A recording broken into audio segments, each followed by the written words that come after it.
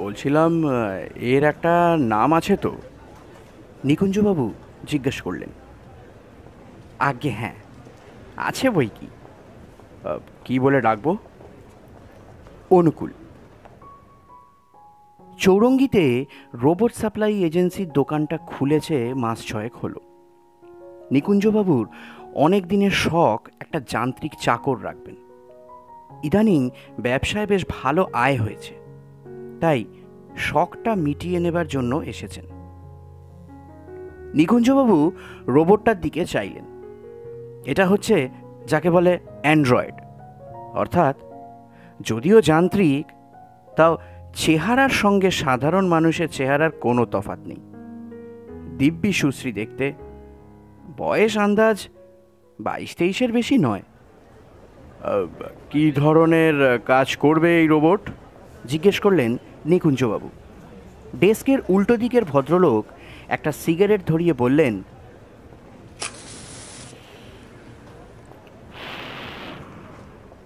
সাধারণ চাকর যা পারে ও তার সবই পারবে, কেবল রান্নাটা জানে না।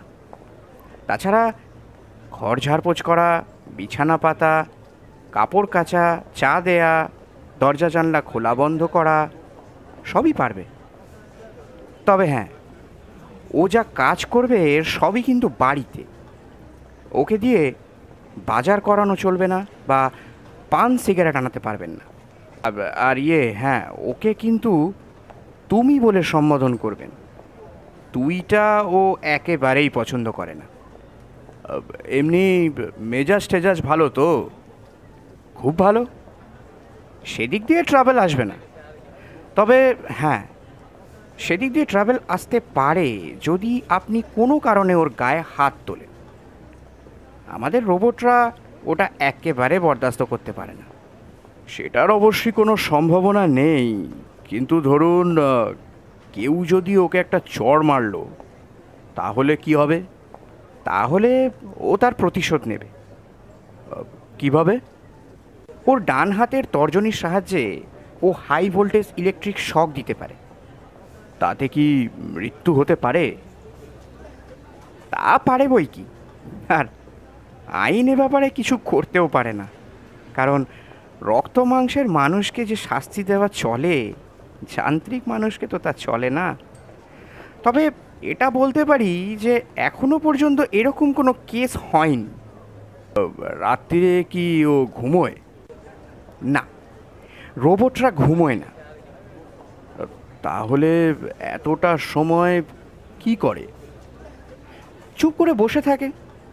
রোবটের ধৈর্যের অভাব নেই।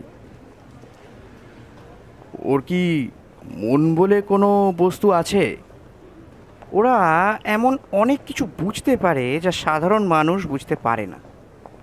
এই গুণটা অবশ্য সব রোবটের যে সমান পরিমাণে থাকে তা নয়। এটা খানিকটা লাকের ব্যাপার। এই গুণটা সময় প্রকাশ পায়। নিকুঞ্জবাবু রোবটটার দিকে ফিরে বললেন, অনুকূল, আমার বাড়িতে কাজ করতে তোমার কোনো আপত্তি নেই তো? কেন থাকবে? 16 আনা মানুষের মতো গলায় বলল অনুকূল। তার পরনে একটা নীল জোড়া কাটা শার্ট আর কালো হাফ প্যান্ট। বাঁ পাশে টেরি আর পাট করে আঁচড়ানো চুল। গায়ের রং বেশ ফর্সা, দাঁতগুলো ঝকঝকে, আর ঠোঁটের কোণে সবসময়ই যেন একটা হালকা হাসি লেগে আছে। চেহারা দেখে মনে বেশ ভরসাই আসে। তাহলে চলো। নিকুঞ্জবাবুর মারুতি ভ্যান দোকানের বাইরেই অপেক্ষা করছিল। অনুকূলের জন্য চেকটা দিয়ে রসিদ নিয়ে তিনি বেরিয়ে পড়লেন। তিনি লক্ষ্য করলেন যে ভৃত্যের হাঁটা চলা দেখেও সে যে যান্ত্রিক মানুষ সেটা বোঝার কোনো উপায় নেই।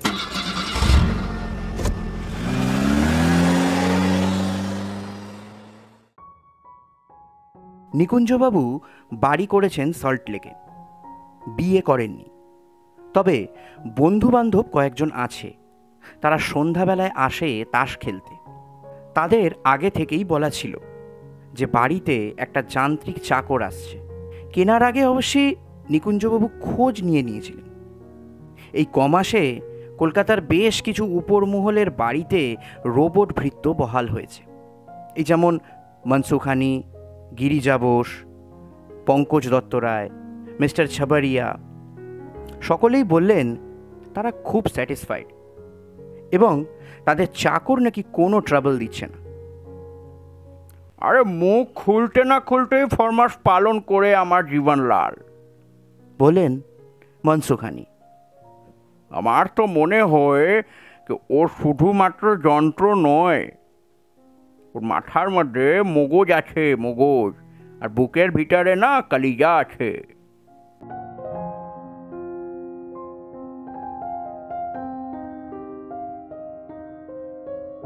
7 দিনের মধ্যে নিকুঞ্জবাবুরও সেই একই ধারণা হলো। আশ্চর্য পরিপাটি কাজ করে অনুকূল। শুধু তাই নয়, কাজের পারম্পর্যটাও সে বোঝে। বাবু স্নানের জল চাইলে সেটা দেওয়ার সঙ্গে সঙ্গে সাবান তোয়ালে যথাস্থানে রেখে বাবু কি কাপড় পরবেন কি জুতো পরবেন স্নান করে এসে সেটাও পরিপাটি করে ঠিক জায়গায় সাজিয়ে রেখে দেয়। আর সব ব্যাপারেই সে এত ভব্য যে তাকে তুমি ছেড়ে তুই বলার কোনো প্রশ্নই ওঠে না। নিকুঞ্জবাবুর বন্ধুদের অনুকূলকে মেনে নিতে একটু সময় লেগেছিল, বিশেষত বিনয় পাকরাশি। তিনি নিজের বাড়ির চাকর বাকরদের তুই বলে এমন অভ্যস্ত যে অনুকূলকেও একদিন তিনি তুই বলে ফেলেছিলেন। তাতে অনুকূল গম্ভীরভাবে বলেছিল, আমাকে তুই বললে আমিও তোকে তুই বলবো। এরপর থেকে বিনয়বাবু আর কোনোদিন এই ভুলটি করেননি।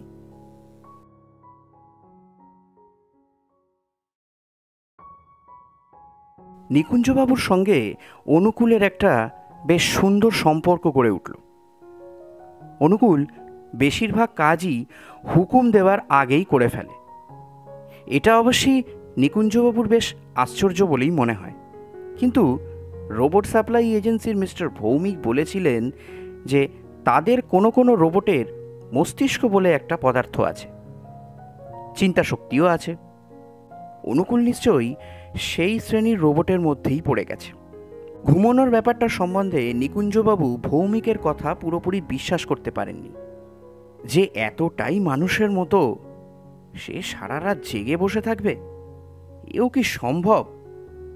ব্যাপারটা যাচাই করতে তিনি একদিন মাঝরাত্রিরে চুপিসারে অনুকূলের ঘরে গিয়ে উকি দিতেই অনুকূল বলে উঠল, বাবু, আপনার কি কোনো দরকার আছে?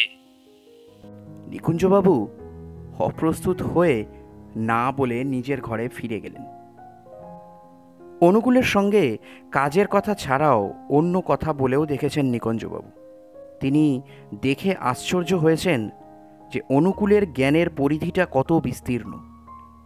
খেলাধুলা, বায়োস্কোপ, থিয়েটার, নাটক, নভেল সব কিছু নিয়েই কথা বলতে পারে অনুকূল। আর সত্যি বলতে কি, অনুকূল এসব বিষয় যত জানে নিকুঞ্জবাবু তার অর্ধেকও জানেন না। বাহাদুরি বলতে হবে ওই রোবট প্রস্তুতকারকদের। কত কি জ্ঞান পড়তে হয়েছে ওই যন্ত্রের মধ্যে।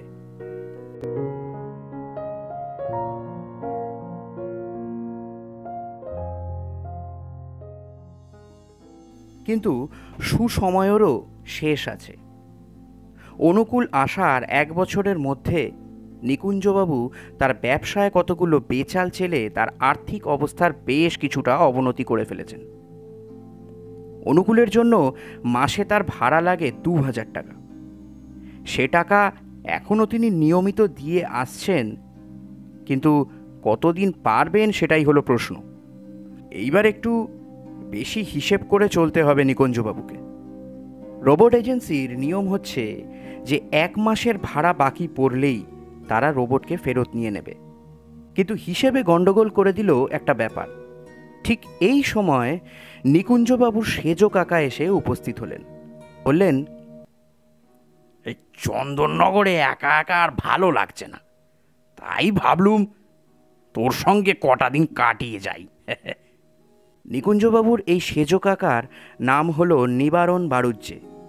মাঝে মাঝে ভাইপোর কাছে এসে কটা দিন থেকে যান। নিকুঞ্জবাবুর বাবা অনেক দিন আগেই মারা গেছেন। 3 কাকার মধ্যে একমাত্র ইনিই অবশিষ্ট। খিটখিটে মেজাজের মানুষ। শোনা যায় ওকালতি করে অনেক পয়সা করেছেন। তবে বাইরের হালচালে তা বোঝার কোনো উপায় নেই। আসলে ভদ্রলোক বেজায় কঞ্জুস। কাকা, এসেই যখন পড়েছেন তখন থাকবেন বই কি, বললেন নিকুঞ্জবাবু। কিন্তু একটা ব্যাপার গোড়াতেই আপনাকে জানিয়ে দেওয়া দরকার। আমার কিন্তু একটা যান্ত্রিক চাকর হয়েছে। আজকাল কলকাতায় কয়েকটা রোবট কোম্পানি হয়েছে, জানেন তো? তা তো জানি, বললেন নিবারণ বাড়ুজ্জে। কাগজে বিজ্ঞাপন দেখেছি বটে, কিন্তু চাকরের জাতটা কি শুনি। আমার আবার ওদিকে একটু কড়াকড়ি জানোই তো। এ কি রান্নাবান্নাও পারে নাকি? না না, আশ্বাস দিলেন নিকুঞ্জবাবু। রান্নার জন্য আমার সেই পুরনো বৈকুণ্ঠই আছে, কাজেই আপনার কোনো ভাবনা নেই। আর এই চাকরের নাম হলো অনুকূল, আর ওকে তুমি বলে সম্বোধন করতে হয়। তুইটা কিন্তু ও একদম পছন্দ করে না। পছন্দ করে না? না। ওর পছন্দ অপছন্দ মেনে আমায় চলতে হবে বুঝি? শুধু আপনাকে না, সকলকেই। তবে ওর কাজে কোনো ত্রুটি পাবেন না। তা তুই এই ফ্যাসাদের মধ্যে আবার যেতে গেলি কেন? বললাম তো, ও কাজ খুব ভালোই করে। তাহলে একবার ডাক দেখি তোর চাকরকে, আলাপটা অন্তত সেরে নি। হে হে। নিকুঞ্জবাবু ডাক দিতেই অনুকূল এসে দাঁড়ালো। অনুকূল, ইনি আমার সেজো কাকা, বললেন নিকুঞ্জবাবু। এখন আমাদের বাড়িতেই কিছুদিন থাকবেন। যে আগে। ও বাবা, এ তো দেখি পরিষ্কার বাংলা বলে রে, বললেন নিবারণ বাড়ুজ্জে। তা বাপু, দাও তো দেখি আমার জন্য একটু গরম জল করে, চান করব। এই বাদলা করে হঠাৎ কেমন জানি একটু ঠান্ডা পড়েছে। তবে আমার আবার দুবেলা স্নান না করলে চলে না সারা বছর। হে হে। যে আগে। অনুকূল ঘর থেকে চলে গেল আজ্ঞা পালন করতে। নিবারণবাবু এলেন বটে, কিন্তু নিকুঞ্জবাবুর অবস্থার কোনো উন্নতি হলো না। মাঝখান থেকে সান্ধ্য আড্ডাটি ভেঙে গেল। একে তো খুড়োর সামনে জুয়া খেলা চলে না, তার উপর নিকুঞ্জবাবুর সে সংস্থানও নেই। এদিকে কাকা কতদিন থাকবেন তাও জানা নেই। তিনি মর্জিমাফিক আসেন এবং মর্জিমাফিক চলে যান। এবার তার হাবে ভাবে মনে হয় না যে তিনি সহজে এখান থেকে নড়ছেন। তার একটা কারণ এই যে অনুকূল সম্বন্ধে তার একটা অদ্ভুত মনোভাব গড়ে উঠেছে। তিনি এই যান্ত্রিক ভৃত্যটি সম্পর্কে যুগপৎ আকর্ষণ ও বিকর্ষণ দুই অনুভব করছেন। চাকর যে ভালো কাজ করে সেটা তিনি কোনো মতেই অস্বীকার করতে পারেন না, কিন্তু চাকরের প্রতি ব্যবহারে এতটা সতর্কতা অবলম্বন করাটাও তিনি মোটেই বরদাস্ত করতে পারছেন না। একদিন ভাইপোকে বলেই ফেললেন, এই নিকুঞ্জ, তোর এই চাকরকে নিয়ে কিন্তু মাঝে মাঝে আমার খুব মুশকিল হচ্ছে। কেন কাকা? নিকুঞ্জবাবু ব্যস্ত হয়ে প্রশ্ন করলেন। আর কি বলবো, সেদিন সকালে গীতার একটা শ্লোক আওড়াচ্ছিলাম, ও বেটা আমার ভুল ধরে দিলে। ভুল যদি হয়েই থাকে সেটা সংশোধন করা কি একটা চাকরের কাজ? ব্যাপারটা একটু বাড়াবাড়ি হয়ে যাচ্ছে নাকি? ইচ্ছা করছিল ওর গালে একটা থাপ্পড় মেরে দিই, কিন্তু অনেক কষ্টে নিজেকে সামলে নিলাম। হ্যাঁ, ওই থাপ্পড়টা কখনো মারবেন না কাকা, ওতে ফল খুব গুরুতর হতে পারে। ওর ওপর হাত তোলা একেবারেই বারণ। আপনি তার চেয়ে বরং ও কাছাকাছি থাকলে ওইসব গীতা টিতা আওড়াবেন না। সবচেয়ে ভালো হয় একেবারে চুপ থাকলে। নিবারণবাবু গজগজ করতে লাগলেন। এদিকে নিকুঞ্জবাবুর অবস্থার কোনো উন্নতি হয়নি। অনুকূলের জন্য মাসে ২,০০০ টাকা করে দিতেও এখন তার বেশ কষ্টই হচ্ছে। একদিন অনুকূলকে ডেকে কথাটা বলেই ফেললেন।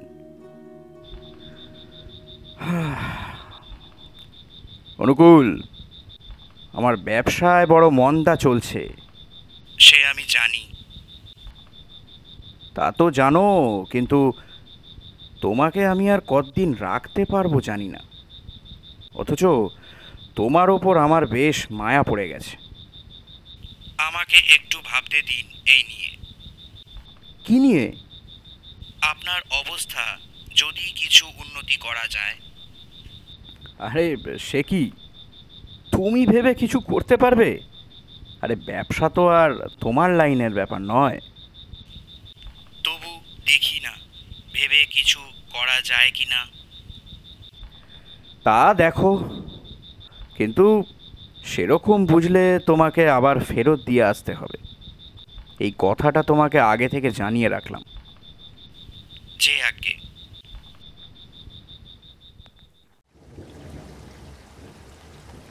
২ মাস কেটে গেল। আজ আষাঢ় মাসের রবিবার। নিকুঞ্জবাবু বুঝতে পারছেন টেনে টুনে আর ২ মাস তিনি অনুকূলের ভাড়া দিতে পারবেন। তারপর তাকে মানুষ চাকুরের খোঁজই করতে হবে। সত্যি বলতে কি, খোঁজ তিনি এখনই আরম্ভ করে দিয়েছেন। ব্যাপারটা তার মোটেই ভালো লাগছে না। তার উপর আবার সকাল থেকে বৃষ্টি, তাই মেজাজ আরও খারাপ।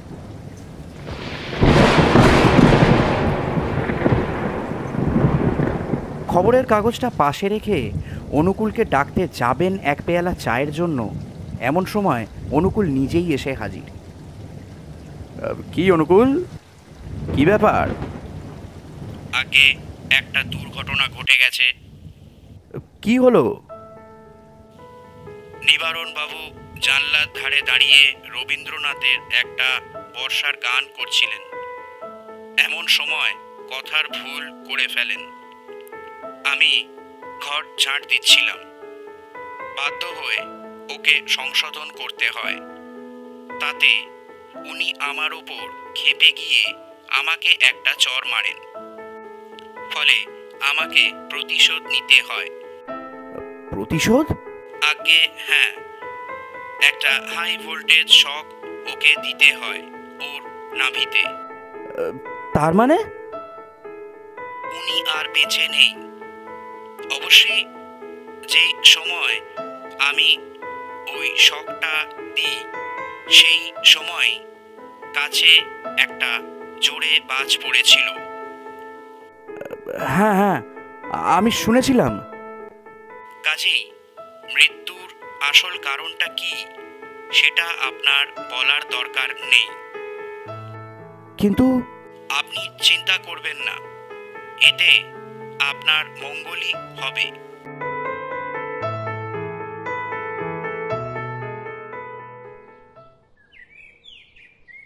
আর হলো তাই।